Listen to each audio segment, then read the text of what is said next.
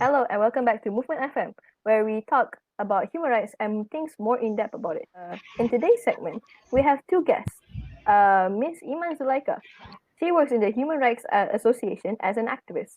And we have our next guest, Miss Nur Izzah, more than happy to come here to our show and spread a little light about the dangers of abuse and anything that relates to it. So, without further ado, Miss Izzah, would you like to tell us your story? Thank you, Miss Ash, for giving me this opportunity to talk about my experience living with abusive parents. So, when I was a kid, my parents were abusive to me because they wanted a son, but they had me, and also because my mom couldn't conceive after she had me. So they basically lashed out their anger to me. I was beaten without any reason.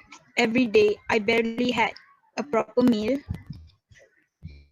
and I was forced to do chores, to do heavy chores, even though I was barely a teen.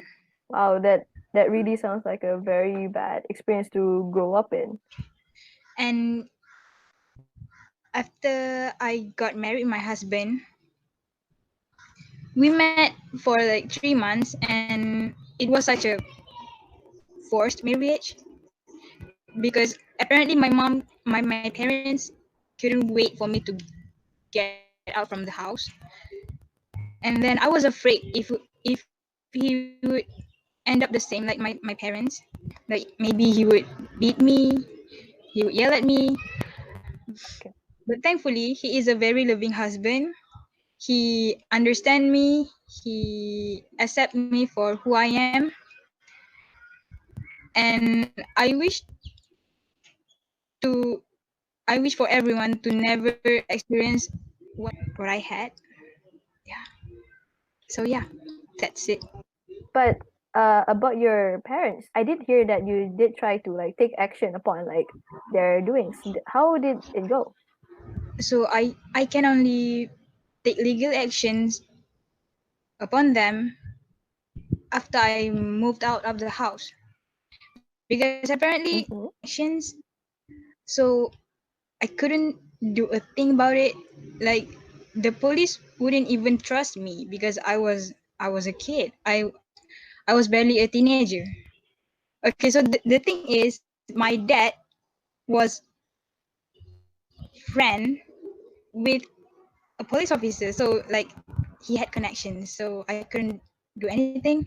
So after I got married, my husband helped me to to le- take legal actions to my parents. Mm, mm. So yeah, now we are waiting for the court. When was it? Like the time that you guys decided to um take the legal action? 3 months after my marriage. All right, Iza. Based on my experience as a human rights activist, uh, during my time in the Human Rights Association in Selangor, I've come across a lot of victims, and quite a few of them have actually had the same problem as you.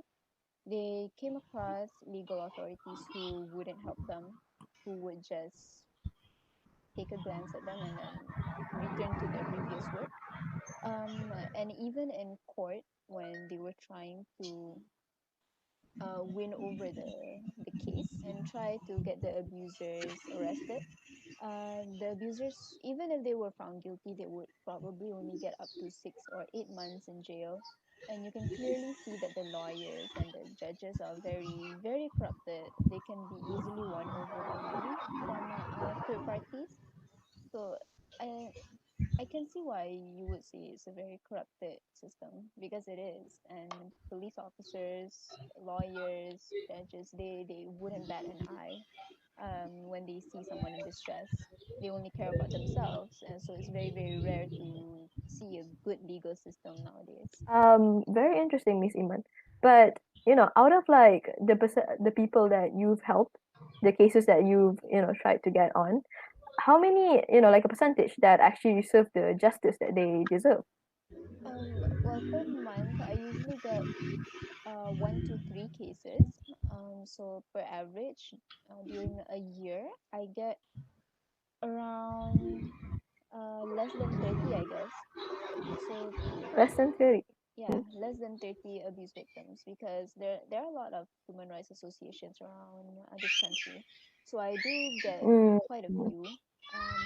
But out of those below 30 victims that I get, mm, usually only around 10 or 12 of them get the justice that they deserve. So the others are mm, very, mm, very unfortunate. I, mm. and that's very sad for me to say. Thank you so much to Miss Iza for sharing her tragic story about her parents and how she got out of it. I'm sure that many of our viewers and listeners are probably very moved from your story. So Yeah, no problem. Thank you for having me. Miss Iza's story was indeed very horrible, and she was very lucky to find a guy like her husband to get her out of her situation. But like I'm sure there are probably some victims that aren't as lucky. You're very right.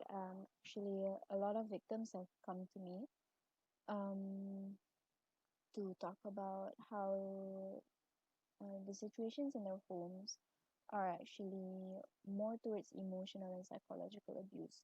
So, to a lot of people's disbeliefs, emotional and psychological abuse is actually very, very, very common. It's far more common than physical abuse. Although physical abuse is much worse, emotional and psychological abuse is very, very permanent.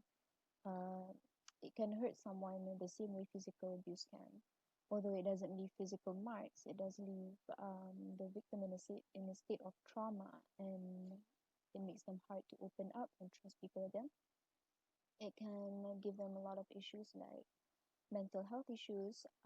I see. Earlier before the show, we both did discuss about the movie Silence, a very popular Korean movie that was based on a true story. It was basically about a school of children getting abused by their own teacher, not only mentally, emotionally, but literally physically. To you, do you think media is important to basically spread awareness about said abuse? Well, based on what I know about the movie Silence, I've actually read quite a bit of articles on the movie. So it seems like, because it's based on a true story, after the movie came out, it quickly became the center of attention in movie theaters in Korea. So after it garnered attention, more and more activists and even normal people started researching deeper into the topic, and they found that from what I know, after all the campaigns and the efforts that they've made, um, Korea was actually able to adjust the laws of their own legal system. System is a bit more strengthened now. Right. That's very interesting, Miss Iman. So I guess from my perspective, from your story, what I heard, to you that media really does play a big role in like spreading the awareness of like abuse and human rights in general.